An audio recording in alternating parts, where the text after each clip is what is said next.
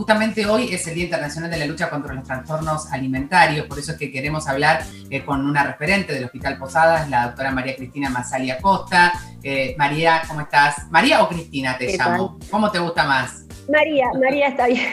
Muy bien, María. María. Bueno, viste que recién compartíamos la importante de no opinar sobre el cuerpo de otro.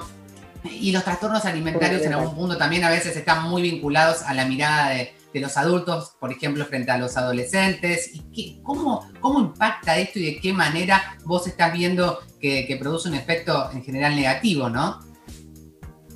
Pero absolutamente. O sea, si bien los trastornos de la alimentación son multifactoriales, hay muchas causas predisponentes, estos estándares de belleza a los que estamos sometidos continuamente son fundamentales. El acceso a redes, ¿no?, a información, es clave en una edad en la que el aspecto físico, el relacionarse con los demás es fundamental. Sí, vos que sos especialista en adolescencia, me parece fundamental esta mirada, ¿no? Porque es un proceso donde, por supuesto, naturalmente hay una crisis. Recién hablábamos con la dermatóloga que nos hablaba de los estereotipos, de esto de la celulitis, de lo que vemos en redes sociales, de la forma de consumo hoy de este segmento de nuestros adolescentes a través de una idealización. ¿Qué podemos hacer frente a esta situación los adultos para poder guiar a nuestros hijos y, por supuesto, acompañarlos y evitar o detectar a tiempo si es que existe algún trastorno?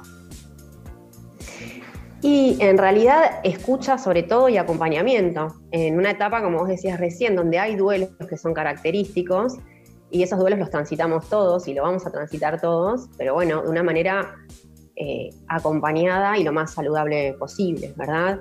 En cuanto al diagnóstico o a detectar, a veces es difícil desde casa, a veces empieza de una manera muy gradual, con algunos cambios de hábitos que se van dando quizás sutilmente.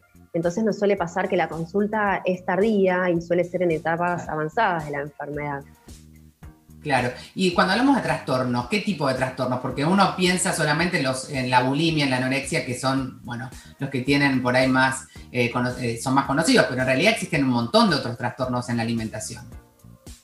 Sí, en realidad hay una clasificación grande.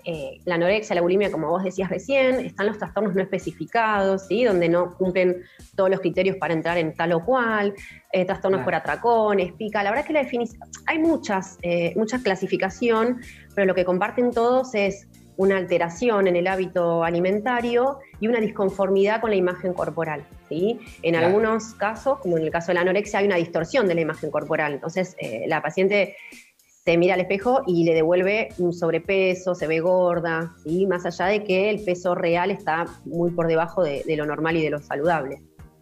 Vos, a lo largo de tu trayectoria y tu conocimiento, ¿has notado un cambio en el tiempo respecto a cómo estos trastornos se van manifestando? Digo, ¿hay mucho impacto de las redes sociales y del consumo de un modelo quizás a lograr? Muchísimo. De hecho, hay acceso a tutoriales de YouTube donde les pasan tips y demás. Y también es muy importante el tema de la pandemia, de la distancia social.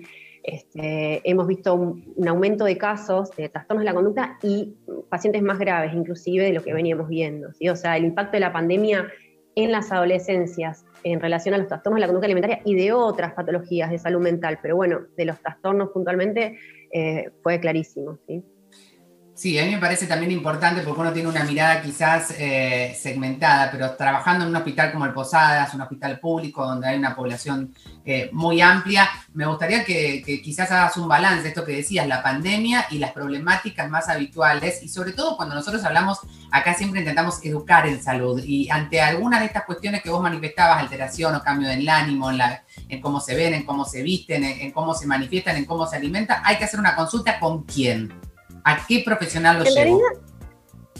En realidad la consulta puede ser con cualquier médico, ¿sí? Puede ser pediatra, clínico, médico de familia. No hace falta puntualmente que sea un especialista. Lo importante es que estén sensibilizados con la problemática. Yo creo que cada vez, colegas, hay mayor sensibilización al respecto. Bien. Porque son mayor los casos, ¿sí? Entonces, quizás la consulta no suele ser directamente por una alteración en la alimentación. Nosotros vemos que llegan a través de ginecología por consecuencias del trastorno, por consecuencia del descenso de peso, ¿no? Por ejemplo, Claro. una de las consecuencias es que se suspende la menstruación. Bueno, consultan desde ginecología por una suspensión de la menstruación. Bien. Y ahí empezás a preguntar y bueno, empiezan a aparecer una serie de conductas que son insalubres.